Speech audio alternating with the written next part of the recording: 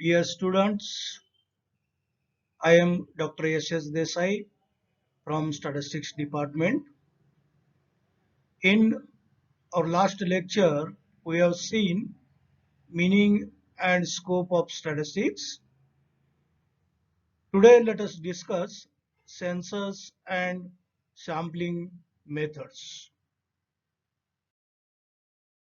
So, this is the list of topics which you have to study for paper number 305. Name of that paper is Computer Oriented Statistical Methods. And from this, one of the article is Sampling Methods. So in the discussion regarding to the data and its collection, there are two methods for collecting data: census method and sampling method. So before going to discuss these methods, let us define the term population first. The group of individuals under study is called as population or universe, and the number of individuals belonging to a population is known as population size, and it is denoted by capital N. For example, if we want to study the expenditure habits of the families in a particular city, then the population will consist of all the households in that city. If we want to study the quality of the manufactured product in an industry during the day, then the population will consist of that day's total production. Thus, population may be group of objects, animals like men, or inanimals like trees, or even group of non-living like cars or houses. The population may be finite or infinite. A population consisting of finite number of individuals is called as finite population. For example, students in the classroom and industrial production in a day.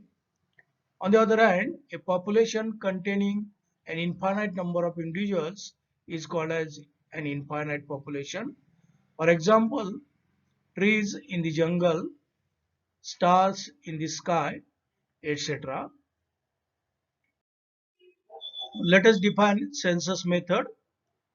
The procedure of collecting data from every member of the population, that is from entire population, is called census method or complete enumeration or 100% inspection. This method is suitable when the scope of inquiry is limited, or when the universe contains units having different characteristics, or when the greatest accuracy is expected and the resources in the hand of investigator are sufficient. Now let us list the limitations of census method. Census method provides reliable results, but due to huge size or work, it is expensive and time consuming. It requires a large amount of manpower. There are some situations where census method is possible but impracticable. For example, in testing blood of an individual, in this case, entire blood cannot be tested. The census cannot be used here. Similarly, in testing explosives, testing of average life of an electric bulb, testing strength of construction of material, census method cannot be used. If the population is infinite, census method cannot be used. Because of these limitations, we take the help of sampling. Now let us define sample and sampling. A finite subset of a population is called a sample. The number of individuals in the sample is called sample size or sample number, and it is denoted by small n. Sampling. The procedure of collecting data from a sample is called sampling or sampling method. From the study of the sample, we draw inferences about the entire population, assuming that the sample is unbiased and sufficiently large in number so that the characteristics of the population do not differ widely from those of the sample. Sampling is quite often used in our day-to-day practical life. For example, in a shop, we assess the quality of sugar or wheat or any other commodity by taking a handful of it from the bag and then decide to purchase it or not. A housewife normally tests the cooked products to find if they are properly cooked and contain the proper quantity of salt.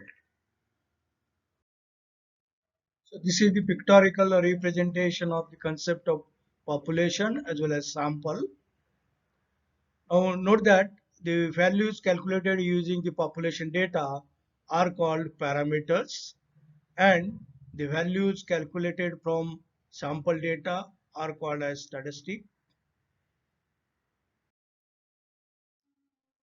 Let us see advantages of sampling over census method. The main advantages of sampling method over census method are less time. Generally, population may be large and study of it will require a lot of time, not only for collection of data, but also for analyzing the data. As a sample is a small part of population, collection and analysis of it will largely reduce the time. Census method cannot be used where the results are required quickly. Second one, less cost. The cost of collection of data on each unit in case of sample survey is likely to be more as compared to census method because better trained personnel are employed for conducting a sample survey.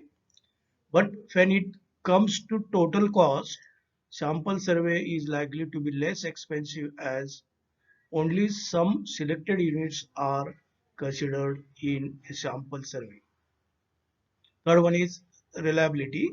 The data collected in a sample survey are likely to be more reliable than that in a complete enumeration because of trained enumerators, better supervision, and application of random modern techniques.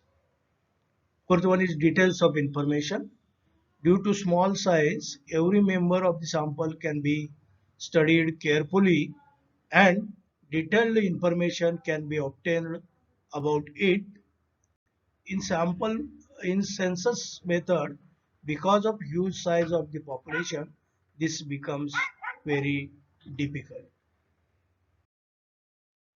Next advantage is necessity. Sometimes sampling becomes necessity when it comes to the destructive sampling, where the quality of an article can be determined only by destroying the article in the process of testing. For example, testing of crackers and explosives, testing the life of an electric bulb or tube, testing the quality of milk or chemical salt by analysis. If we use census method, none will be available for sale or use. So in such cases, sampling is the only way. Next one is only method. If the population is too large or spread over a large geographical area, for example, trees in a jungle, the number of fishes in a sea, it becomes very difficult to collect information about any unit. In this case, sampling is the only method. If last one, if the population is hypothetical, sampling method is the only scientific method of estimating the characteristics of the population. Methods of sampling. Some of the important methods of sampling are simple random sampling, stratified random sampling, systematic sampling, multi-stage sampling, cluster sampling, quota sampling.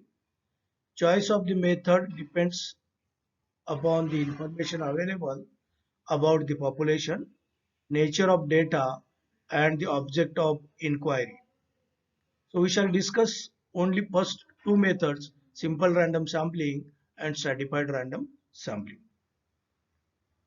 Now let us discuss simple random sampling, SRS. Simple random sampling is the easiest and the most commonly used method of sampling.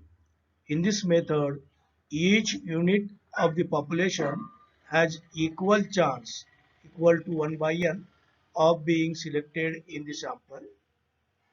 There are two types of simple random sampling due to slight difference in procedure of selecting the units in the sample.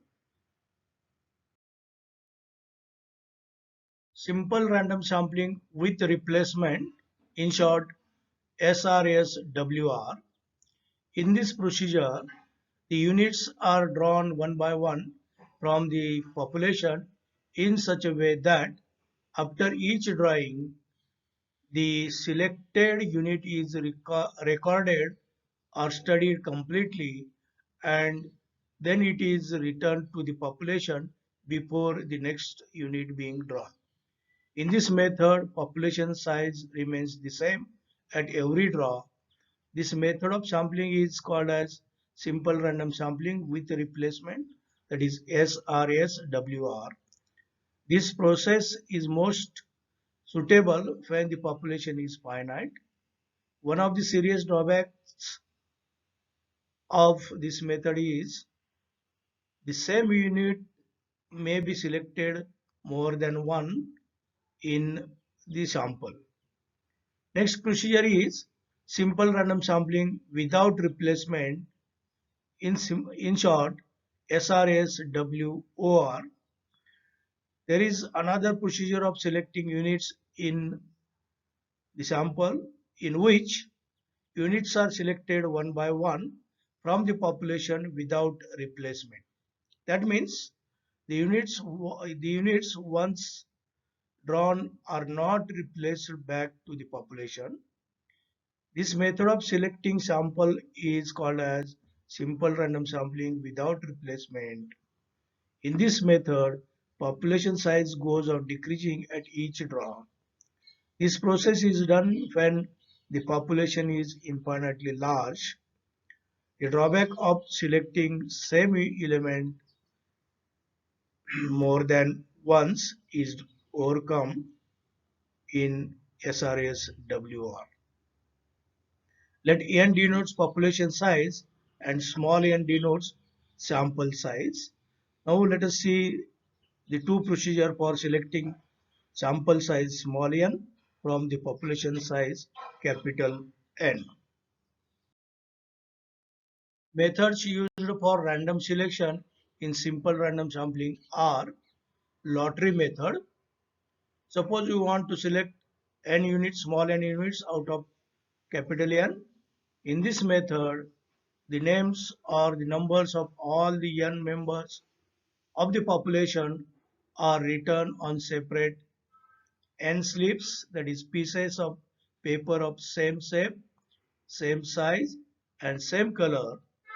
The slips are folded in the same manner, mixed up thoroughly in a drum or container, and small n slips are drawn blindly one by one.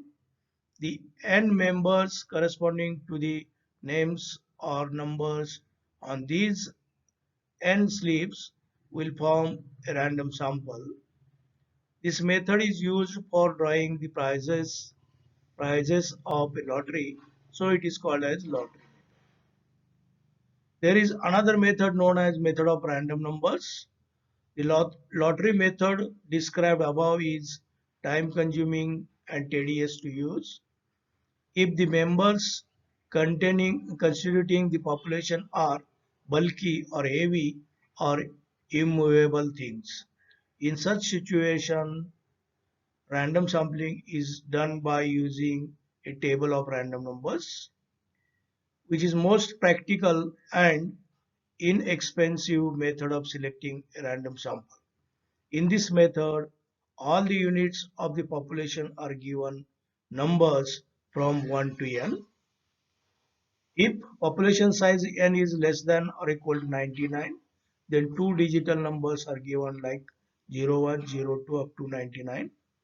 If population size capital N is less than or equal is greater than 99 and less than or equal to 999, then three digital numbers are given like 001, 002 up to 999 and so on. So after giving the numbers, the book of random numbers is consulted. The book is opened at random and the numbers bearing on the page are read row wise or column wise. If n is 2 digital, read the 2 digital numbers. If n is 3 digital, read 3 digital numbers and so on. The population units having these numbers are included in the sample. So you continue the reading the numbers, read the numbers up to we have n units, small n units in the sample and then stop. There are many tables of random numbers. Tippett's random numbers, Fisher and Yates random numbers, Kendall and Smith's random numbers. Merits and demerits of simple random sampling. Merits: as the sample units are selected at random, giving each unit an equal chance of being selected, the personal bias is completely removed, so it is more representative of the population. There are methods by which errors in the sample can be measured. Demerits: if the population size is large, then the work of giving a number to each unit is tedious. The size of the sample by this method is required to be large. Though this method guarantees that method of selection is free from bias, it does not guarantee that sample is free from bias. Now let us discuss simple random sampling. If population is composed of different groups or classes, that means if the population is heterogeneous, then simple random sampling does not give proper representative sample. In this case, stratified random sampling can be used. Stratification means division into layers or groups or classes. Some of the factors which are used for stratification are age, sex, occupation, educational level, geographical area, economic status, etc. In stratified random sampling, atoms of each group are included in the right proportion. When group totals are known, we divide population of size capital N into k groups of sizes n1, n2, nk respectively, such that summation of ni is equal to population size n. Suppose we want to take sample of size n units, small n units, then we select simple random samples without replacement of sizes n1, n2, dash dash nk units from the respective groups proportional to the group sizes, sometimes standard deviation, such that summation of small ni is equal to small n. Here, the sample of n equal to summation of ni units is known as stratified random sample, and the technique of selecting such a sample is known as stratified random sampling. One of the following formulae can be used to draw simple random sample from ith group. Ni is equal to capital Ni into the ratio of sample size to population size. So this is the formula for simple random sampling from ith group under proportional allocation. And when standard deviations of the strata are known, then the formula is Ni is equal to Ni into Si divided by summation of Ni into Si. So this is the formula for simple random sample from ith group under optimum allocation. Now consider an example based on stratified random sample. Suppose in a certain college there are 1000 students, out of which 500 are from commerce, 200 are from arts, and 300 from science. Suppose we want to select a sample of 100 students, that is 10% students. Then we select 10% students from each faculty. So here strata size n1 small n capital N1 is equal to 500, capital N2 is equal to 200, capital N3 is equal to 300, and sample size small n is equal to 100. Therefore, we select a simple random sample from first faculty, that is from commerce faculty, as n1 is equal to 500 into 100 divided by 1000, that is equal to 50 students from commerce under proportional allocation. From arts, we select n2 is equal to 200 into 100 divided by 1000, that is equal to 20 students from arts, and similarly n3 is equal to 300 into 100 divided by 1000 equal to 30 students from science. So the group of these 50 students from commerce, 20 students from arts, and 30 students from science, this group of students form a stratified random sample under proportional allocation. Now let us see merits. It is more representative because it gives proper representation to every group of population. Because of more representativeness, the results obtained will be naturally more accurate. It can be less time consuming and less expensive. Demerit. It requires to know complete knowledge of the population and proportion of group sizes, that is strata sizes. So this is about the census. This was about census and sampling methods. In next lecture, we shall discuss either measures of central tendency or measures of dispersion. Thank you. Thank you very much.